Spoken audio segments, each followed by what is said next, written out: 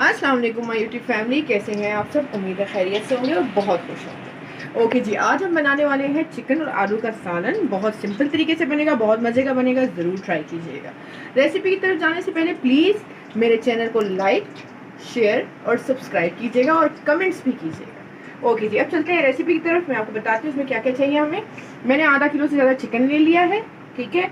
आलू ले लिए मैंने 3 अदद, टमाटर ले लिए 3, 2 मीडियम साइज़ की प्याज लेकर उनको स्लाइसिस में कट कर दिए। मसाले जैसे जैसे मैं डालती जाऊंगी आपको बताती जाऊंगी जी। हमने कढ़ाई में ऑयल ले लिया है, ठीक है। अब इसमें हम ये प्याज शामिल करेंगे और इनको हमने अच्छी तरह से फ्राई करना है।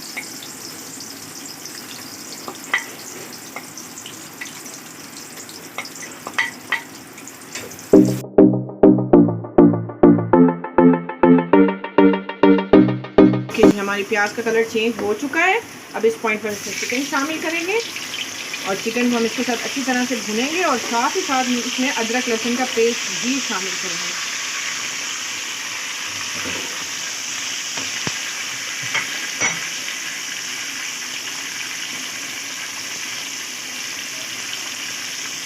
भर के 1 टेबलस्पून जो है हमने अदरक लहसुन का शामिल कर दिया।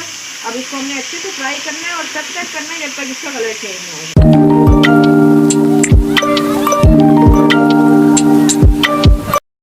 ओके जी, इसका कलर चेंज हो चुका है। अब इसी पॉइंट पर हम इसमें आलू भी शामिल कर देंगे, क्योंकि चिकन जल्दी गल जाता है तो इसलिए आलू हम साथ ही शामिल कर देंगे, ताकि जितनी देर में हमारा चिकन गले उतनी देर में हमारे आलू भी साथ में गल जाएं। अब इसको अच्छे से मिक्स करेंगे, फिर इसमें मसाले डालेंगे।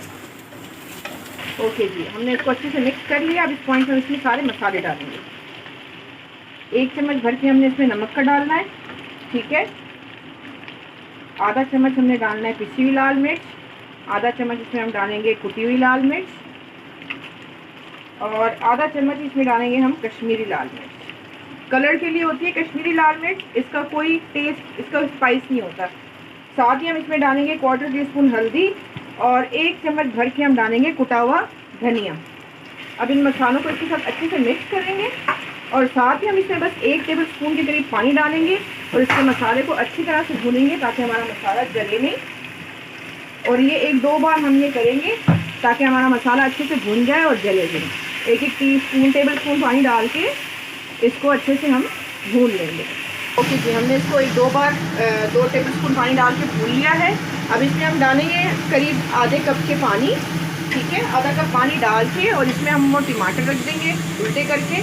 जब टमाटर की स्किन सॉफ्ट हो जाएगी फिर हम उसको निकाल लेंगे। ये हम इसमें टमाटर शामिल करेंगे और इसको ढक के एटलीस्ट 5 से 7 मिनट तक पकाएंगे। ओके जी, 5 से 7 मिनट हो चुके हैं। अब इस पॉइंट पे हम इसमें से ये टमाटर की जो स्किन है ना वो निकाल देंगे, ठीक है। ये बहुत इजीली निकल जाती है टमाटर की स्किन। हम ये सब उतार के फिर इसको अच्छे से इसके साथ मिक्स कर देंगे, क्योंकि अभी हमारा थोड़ा सा टाइम है आलू और चिकन को गलने में। 5-7 मिनट और लगेंगे और ये चिकन भी गल जाएगा और आलू भी गल जाएंगे। फिर हम इसको अच्छे से भून लेंगे।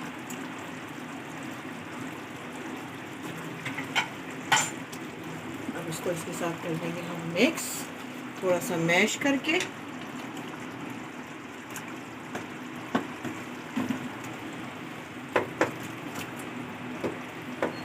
ओके जी, 5-7 मिनट हो चुके हैं इसको और हमारा चिकन भी और आलू भी दोनों गल चुके हैं। हमने बीच में एक बार देख लिया था।